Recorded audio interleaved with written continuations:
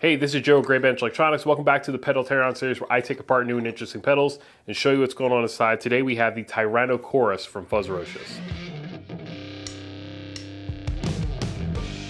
All right, so this is the Tyrannochorus from Fuzzrocious. It's a combination of a fuzz and a chorus. As far as I understand, the fuzz is actually inside the circuitry for the chorus. It's not just like one cascaded into the other, either in front or behind. That the fuzz is actually part of the chorus circuit somehow. It's definitely a very unique pedal.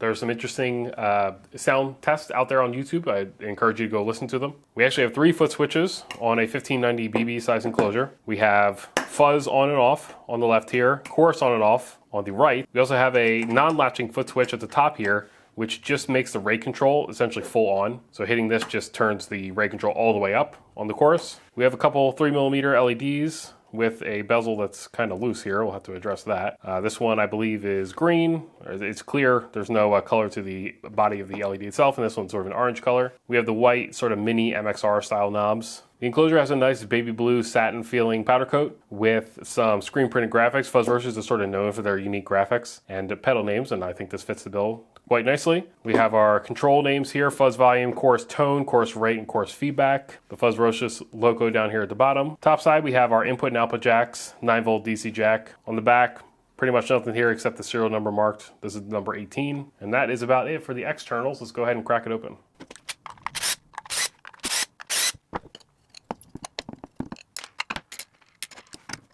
All right, so here is the inside of the Fuzzrocious Tyrannochorus. So pretty much all surface mount construction, as you can see. We do have 4 trim pots here that are through hole, of course.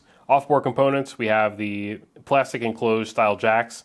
I usually call these like the Switchcraft 112BX style jacks. That's specifically their stereo jack. I don't know what the mono ones are called, but it's of that style. I don't know if they're actually Switchcraft or not. Foot switches here, the standard blue latching foot switches. That's what they feel like. There's a good amount of force needed to close these, so they feel like the pretty standard blue ones. This foot switch here with all the wires, you can tell this is doing the true bypass function.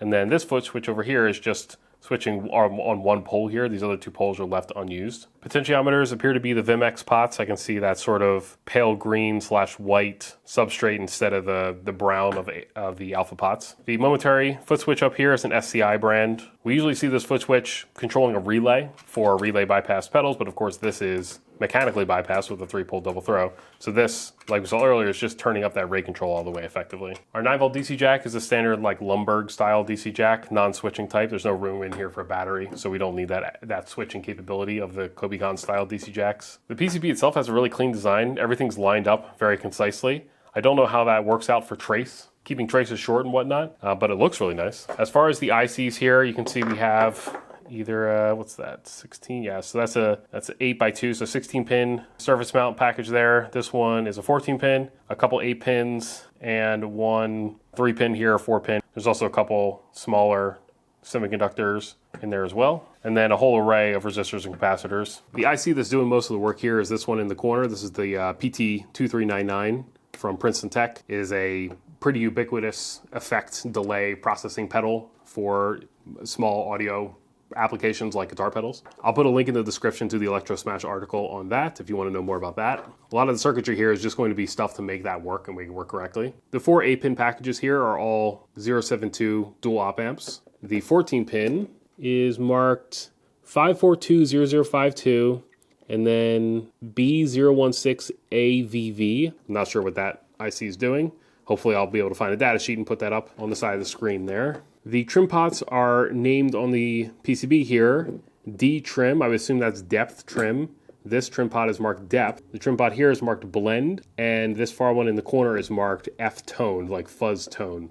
I assume based on those names that the depth and depth trim, the blend control, those are things you probably want to leave the way they are stock. And the fuzz tone is probably something you could tweak a little bit just because there isn't any external control over the frequency response or tone of the fuzz. And so yeah, there's not a whole lot to see in here. The PT2399 is really doing all the magic. It's creating that chorus effect, the modulation, and then the fuzz itself is going to be integrated somehow into that circuit. I'm not going to be tracing this one out because tracing out surface mount stuff sucks and I don't feel like doing it. That's pretty much it for the Tyrannochorus. Let's go ahead and button it back up.